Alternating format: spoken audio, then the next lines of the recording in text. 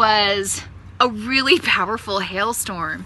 It is a Friday night and people are pulling in and parking, and there are people here in tents, and the hail was big and powerful and strong, and thunder and lightning.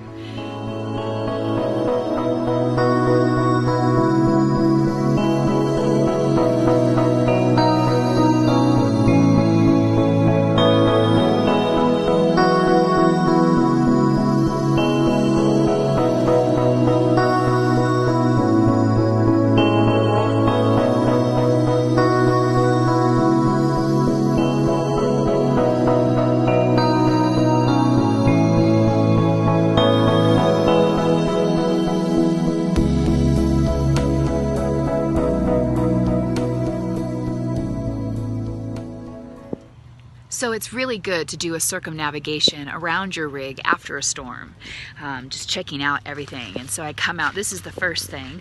That is my trailer. That's how much the storm pushed it aside. So that's one thing to look for. The next thing I'm gonna do is get my little doohickey jiggy and go around and tighten up all of my stabilizers just to make sure that I've got a applied foundation for the next storm that's rolling in.